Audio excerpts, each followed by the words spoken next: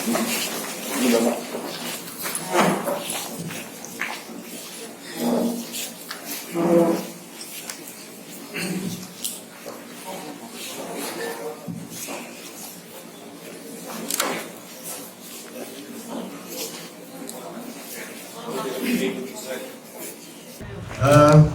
Saya ucapkan terima kasih kepada teman-teman media. Pertama-tama ini semangat tahun 2019. Mudah-mudahan kita dengan semangat yang sama untuk melangkah ke tahun 2019 ini yang baik dan benar tersebut. Kami sengaja mengundang teman-teman media sekalian yang saya banggakan karena memasuki tahun 2019 kantor wilayah Kementerian HAM Sumatera Selatan khususnya mempunyai target-target kinerja yang harus dilakukan. Prestasi-prestasi yang kita sudah kerjakan di tahun 2018 kita akan wujudkan kembali di tahun 2019. Kanwil Kemenkumham Sumatera Selatan always the best, karena kita semua bisa. Jadi ada slogan kita, Sumatera Selatan pacah galau. Oleh karenanya memasuki tahun 2019 ini kita juga tanggal 26 Januari beberapa waktu yang akan datang akan melaksanakan peringatan Hari Bakti Keimigrasian yang ke-69. Terkait dengan itu, khususnya Sumatera Selatan, kita mempunyai program-program unggulan, program-program khusus, antara lain kita juga melakukan pelayanan pembuatan paspor walk-in. Tidak hanya online sebagaimana selama ini, karena untuk juga memberikan sentuhan dan mempercepat pelayanan masyarakat, juga kita buka kesempatan walk-in. Di samping itu sebagaimana kita ketahui bahwa keimigrasian itu adalah hal ikhwal, lalu lintas orang dari dan ke wilayah negara Republik Indonesia serta pengawasannya demi tegaknya kedaulatan negara. Oleh karena itu, saya memasuki tahun 2019 bersama teman-teman jajaran imigrasi membuat satu sandi operasi intelijen, yaitu Musi Bergerak. Adanya informasi dari informan kita bahwa beberapa waktu yang lalu ada beberapa orang asing yang berada di Sumatera Selatan. Oleh karena itu, saya mengeluarkan surat perintah kepada Kepala Divisi Imigrasi dan Kepala Bidang Keimigrasian untuk melakukan operasi intelijen. Ini tentu didasari dengan pasal 74 Undang-Undang 6 tahun 2011 tentang keimigrasian, bahwa pejabat imigrasi mempunyai kewenangan untuk melakukan penyelidikan dan pengamanan terhadap dugaan-dugaan adanya orang-orang asing berada di wilayah Republik Indonesia yang kemungkinan menyalahgunakan izin tinggal. Terkait dengan itu, setelah saya tugaskan Kepala Divisi Keimigrasian dan Kepala Bidang untuk melakukan check on the spot, dugaan di mana adanya warga negara asing tersebut, ternyata mereka memasuki satu bangunan, yaitu hotel yang berada di Jalan di Novotel, ya, masuk di sana. Ternyata benar dugaan kita, ada lebih kurang 20 orang warga negara asing yang sedang melakukan praktek pengobatan kesehatan. Padahal setelah kita kumpulkan bukti dan keterangan, ya, karena tugasnya dari operasi intelijen ini melakukan pembagian di situ, paspor-paspor yang mereka miliki ternyata mereka hanya bebas visa, ya, bebas visa. Ini sesungguhnya mereka hanya boleh untuk wisata dan tidak bisa diperpanjang. Tapi ternyata mereka melakukan kegiatan bekerja dan komersil. Mereka terapkan tarif 4,5 juta per orang. Kemarin itu lebih kurang 100 orang ada pasar mereka. Mereka lakukan secara online. Ini alatnya ada di sini, ya.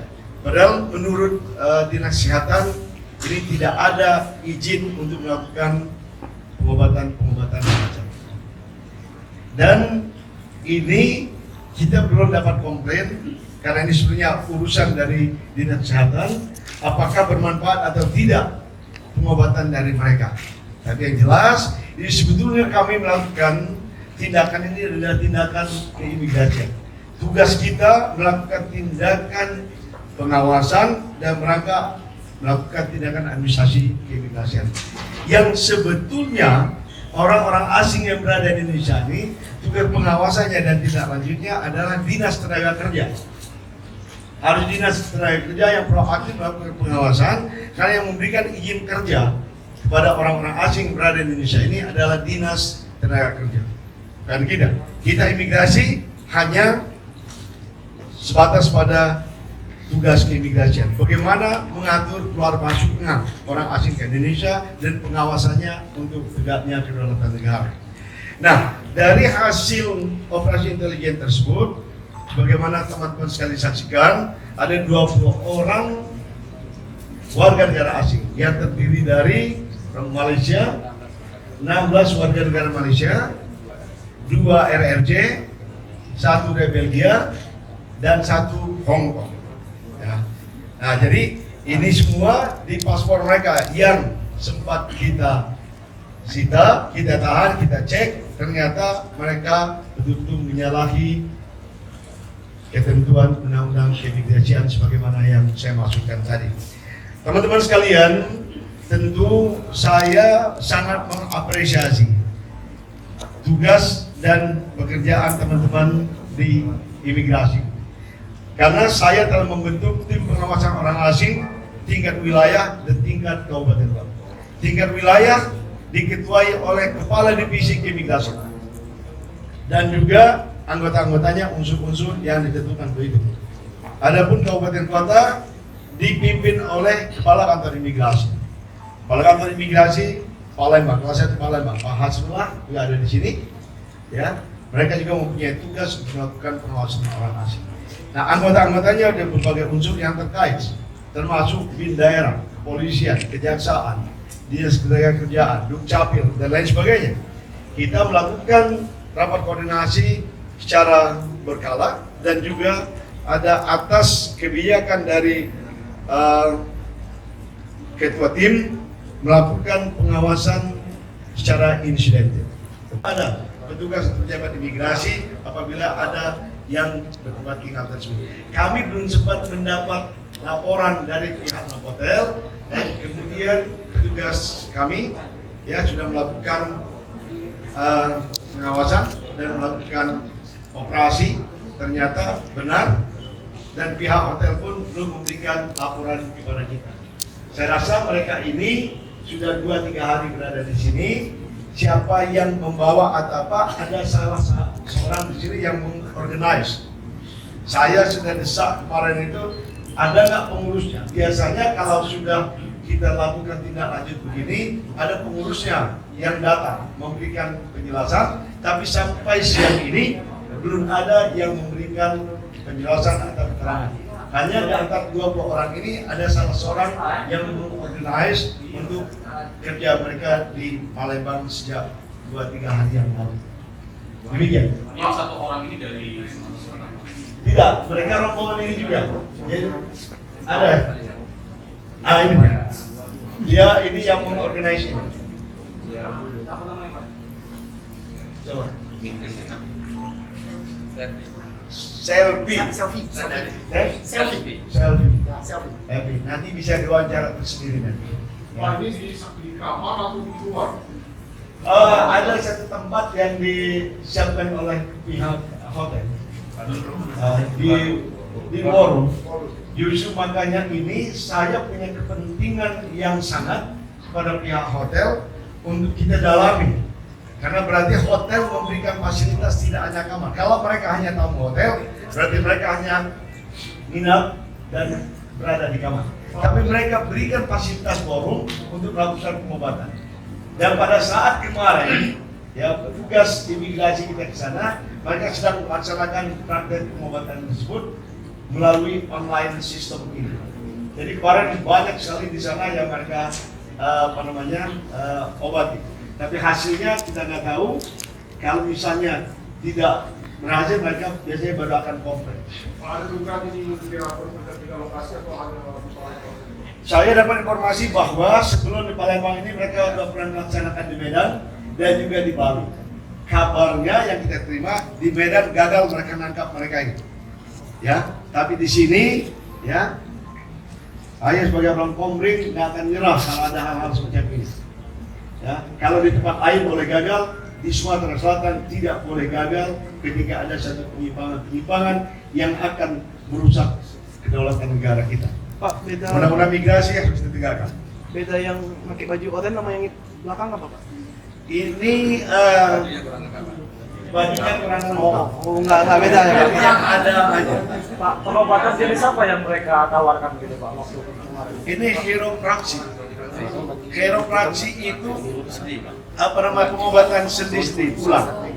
Ya. Yang mereka Konsumennya Pak yang berobatnya orang-orang dari mana saja Pak? dari luar juga ada, karena mereka kan pakai online ini. Jadi siapa yang tahu, sebagai contoh informasi yang saya dapat, mereka juga praktek di Malaysia. Orang kita dari Jakarta, dari Medan juga ngejar mereka ke Malaysia. Waktu mereka melakukan praktek ini di Bali, orang-orang dari Jakarta pun ngejarnya ke Bali.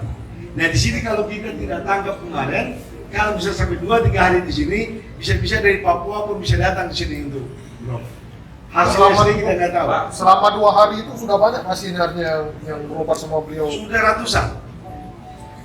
Bisa dibayangkan kalau satu orang hanya dideteksi begini 4,5 juta, udah berapa tuh kalau 100 orang? Jadi mereka melalui sistem online menyebarkan informasi bahwa mereka buka praktek di Palembang, gitu ya. Iya, demikian. Jadi mereka katakan bahwa dari tanggal sekian ada di Palembang, tanggal sekian ada di tempat lain. Rencana di Palembang berapa hari mereka? Ini hari ini hari terakhir. Jadi mereka juga nggak lama, 2-3 hari. Tapi kalau misalnya lama nanti ternyata ada yang nggak berhasil, mereka bisa di demo. Jadi mereka paling lama di satu daerah itu mungkin seminggu lah kali Pak ya. 2-3 hari. 2-3 hari Kalau mereka masih- caw. Gitu. Ya, Jadi tidak lanjut ke depan apa nih Pak? kita tetap akan lakukan pendalaman. Ada 2 hal yang bisa kita terapkan dalam penanganan keimigrasian. Tindakan administrasi keimigrasian itu bisa kita deportasi dan kita cekal, atau kita pro justisia. Saya sudah berikan arahan kepada teman-teman melalui kepala divisi keimigrasian supaya kita tidak lanjuti untuk pro justisia. Sejauh ini Pak, basic mereka ini kan bakal dari Ya karena ini satu organisasi, mungkin ada yang sama halnya dengan kita, dan yang bisa masang bata, dan bisa masang atap dan segala macam. Yang penting untuk hidup bagi mereka bisa jalan-jalan ke Indonesia, mereka bisa melakukan hal-hal kecil gitu, tapi kemudian karena dia organize gini, mereka bisa hidup 2-3 hari di sini. Buktinya, mereka tidak mengurus izin tinggal sampai saat ini. Yang ada dalam paspor mereka ini, mereka hanya kunjungan wisata. Jadi mereka hanya bisa wisata di sini. Wisata, tapi mereka melakukan kegiatan bekerja yang menghasilkan. Ini sudah jelas-jelas melanggar Undang-Undang 6 2011 tentang keimigrasian. ancamannya Pak? Ancamannya dari 5 tahun penjara atau denda 500 juta rupiah. Tergantung bagaimana hasil proses kita limpahkan kejaksaan nanti akan segera menindaklanjuti ini untuk disidangkan di pengadilan negeri Palembang. Pak, dari 20 WNA ini memang ada tenaga ahli medis gitu atau hanya Ada satu pimpinannya, karena ini kan CLM, Chris Leong Method. Jadi metode Chris Leong. Mana yang Chris Leong di mana? Ah, ini dia.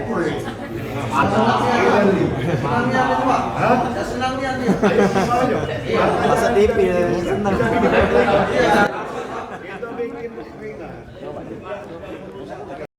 Dari hasil operasi intelijen tersebut hanya berkisar 6 jam sejak mereka operasi.